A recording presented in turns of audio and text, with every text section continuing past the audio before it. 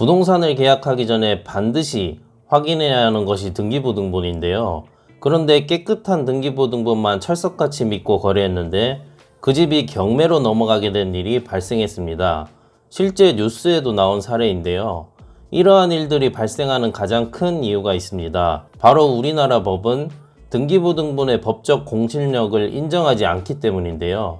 즉, 등기부를 믿고 계약했더라도 나중에 문제가 생기면 법적으로 보호를 해주지 않는다는 뜻입니다. 아니, 취등록세까지 정당하게 내는데 등기소가 책임이 없다는 게 말이 되는 건가? 이렇게 생각하실 수 있습니다.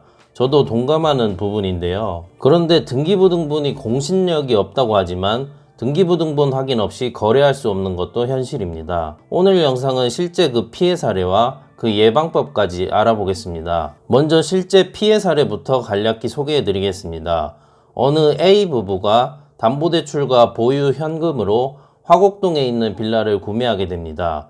당연히 구매 시점 등기부등본에는 근저당권과 같은 제한 물건이 없는 깨끗한 상태였습니다. 그런데 3년 뒤 느닷없이 법원에서 소장이 날라옵니다. 은행 측으로부터 근저당권 말소 회복 등기 절차에 대한 이행 청구의 소였는데요. 내용을 간략히 보면 A 부부가 소유권을 취득하기 전에 전 소유주 B가 사문서를 위조하여 근저당권을 말소했기 때문에 은행에서는 근저당권을 다시 복구하겠다는 취지였습니다. 법원은 2심까지 은행 측 손을 들어주게 됩니다. 이에 불복한 A 부부는 다시 상고하게 되지만 대법원에서는 기각합니다. 결국 은행권 근저당권은 회복되었고 은행 측은 근저당권에 기해 경매 절차를 진행하게 됩니다. 이렇게 등기부등본을 꼼꼼히 확인했지만 A 부부는 재산상으로 막대한 피해가 발생하게 됐습니다. 등기부등본을 믿고 계약했지만 등기부등본 공실력이 인정되지 않는 국내 법 때문에 억울한 피해를 입게 되었습니다. 그런데 등기부등본이 공실력이 없다고는 하지만 등기부등본 확인 없이 거래할 수 없는 것도 현실입니다. 그럼 해결 및 예방법은 없는 걸까요? 아닙니다. 가장 안전한 방법부터 알려드리겠습니다. 첫 번째는 바로 부동산 권원보험인데요. 부동산 권리보험 또는 권원보험으로 불리는데요. 부동산 권리 하자로 인해 피보험자가 입게 되는 손실을 보상하는 보험입니다. 국내에서 가입할 수 있는 보험은 크게 두 가지가 있습니다. 하나손해보험의 내 집 마련 부동산 권리보험 또는 또 다른 하나는 미국 기업인 퍼스트 아메리칸의 퍼스트 주거용 권리보험이 있습니다. 중요한 건 가격이겠죠. 하나손해보험은 부동산 매매 가격 3억 기준 약 15만원입니다. 계약 체결 시 딱 한 번만 납부하시면 됩니다. 미국 퍼스트 아메리칸 상품과의 차이는 하나손해보험은 법무사 비용이 포함되어 있습니다. 참고로 하나손해보험은 전월세 계약은 가입이 안 되고 매매 계약만 가입이 가능합니다. 네이버에 검색하시면 더 자세한 내용을 확인하실 수 있습니다. 두 번째 해결 방법은 등기부에 이런 등기가 있다면 절대 거래해서는 안 됩니다. 등기부상 각구에 가등기, 가처분, 예고등기, 가압류, 압류, 경매 개시 등기 등의 사항이 기재되어 있는 경우 소유권에 대해 직접적인 영향력이 있기 때문에 그 부동산 거래는 피하시는 것이 좋습니다. 세 번째는 등기부를 떼실 때 말소 사항 체크를 하셔서 발급하셔야 됩니다. 보통 부동산을 끼고 거래할 때 등기부등본을 떼실 때 빨간 줄, 현재 없어진 말소 사항까지 뽑아달라고 요청하시면 됩니다. 이걸 요청하시는 분들이 거의 없으실 텐데요. 꼭 말소 사항까지 요청하셔서 등기부를 확인하시길 바랍니다. 예를 들어 보겠습니다. 현재 소유주가 수시로 소유권에 대해 가압류, 가처분이 걸렸다가 없어졌다 그러면 또 그런 상황이 발생하지 말라는 법이 없겠죠. 그런 집들은 또 다른 채무관계에 얽힐 수 있는 소지가 다분합니다. 그런 집 계약은 아무래도 피하는 게 낫다고 생각합니다. 여기서 한 가지 더, 을구에 임차권 등기 명령이 있다면 그 집은 전월세 계약할 때 위험할 수 있습니다. 임차권 등기가 뭐냐면 여러분들이 세입자로 들어가기 전에 살던 세입자가 계약이 만기가 됐습니다.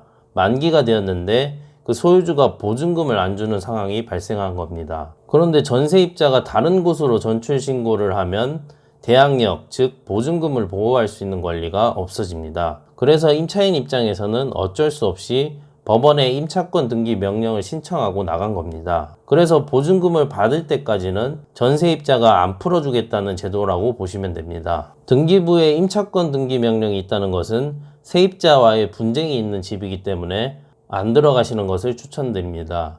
그래서 말소사항까지 뽑아봐야 이런 집에 대한 이력들을 확인하실 수 있습니다. 네 번째는 말소사항을 한 번 더 확인하시길 바랍니다. 매매계약을 비롯해 임대차 계약이든 계약 체결일 전 1년 이내 근저당권 등 각종 말소 등기가 있다면 은행의 채무 변제 사실을 한 번 더 확인하는 방법입니다. 말소 사항들이 제대로 진행된 게 맞는지 임대인, 매도인과 협의를 하셔서 해당 은행 지점을 통해 확인해 보시면 됩니다. 다섯 번째는 소유주 인적사항을 확인해 보시길 바랍니다. 등기부상 갑구에 표시된 집주인의 인적사항과 계약서상의 집주인 인적사항이 일치하는지 확인하셔야 됩니다. 그리고 계약을 진행하실 때 실제 그 사람이 등기부등본상 소유주가 맞는지 신분증을 통해 한 번 더 확인하시길 바랍니다. 여기서 등기부상의 주소와 계약서상의 주소가 다른 경우도 자주 발생하는데요. 매매계약서에는 소유주가 현재 거주하는 주소를 기입하는 게 맞습니다. 그리고 소유주가 직접 계약의 당사자로 나오지 않고 다른 사람의 위임을 통해 계약을 진행하게 되는 경우도 있을 수 있는데요.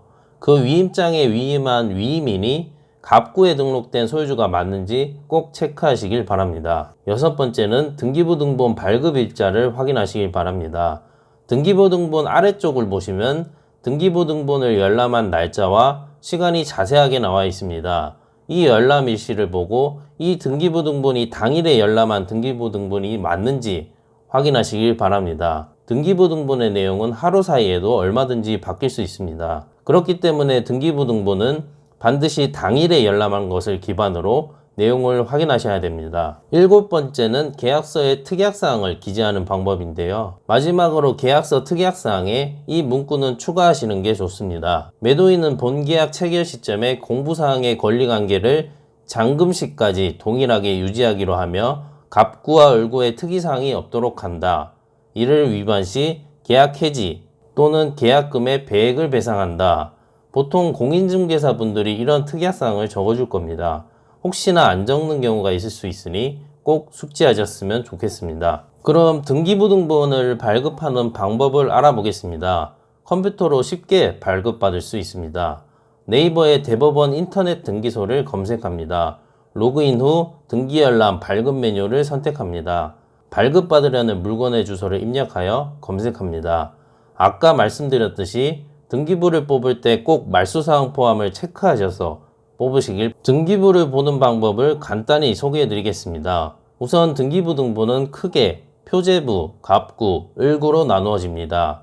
표제부에는 집에 대한 주소 정보가 들어 있습니다. 갑구에는 이 집 소유주가 누구인지에 대한 정보가 나와 있습니다. 을구에는 이 집을 담보로 대출을 받았는지와 같은 소유권 이외의 권리들이 나와 있습니다.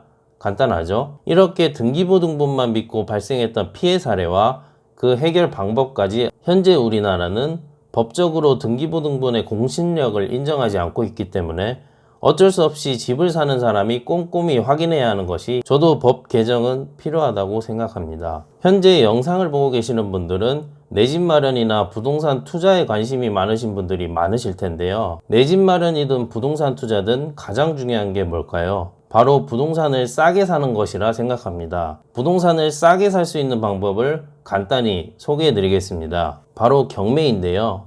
경매라고 하면 좀 어렵게 느껴지실 수 있는데요. 그냥 부동산을 사는 방법만 다르다고 보시면 되는데요. 보통 우리가 집을 사려고 하면 그 단지 주변 공인중개사를 찾아갈 겁니다.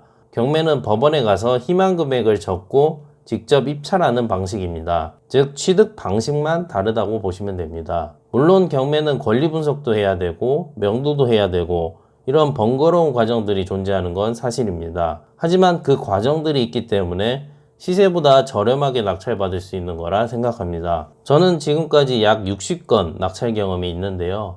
60건 모두 시세보다 저렴하게 고객분들께 낙찰을 도와드렸습니다. 제 낙찰 경험을 바탕으로 경매로 싸게 부동산을 살 수 있는 방법을 소개해 드리겠습니다. 관심 있는 분들은 아래 고정 댓글을 참고해 주세요. 오늘은 등기부등본의 양면성과 그 해결 방법까지 알아보았습니다. 제 채널 구독하시면 내 집 마련이나 부동산 투자하실 때 도움이 되는 정보들을 보다 빠르게 확인하실 수 있습니다. 오늘도 시청해 주셔서 감사합니다.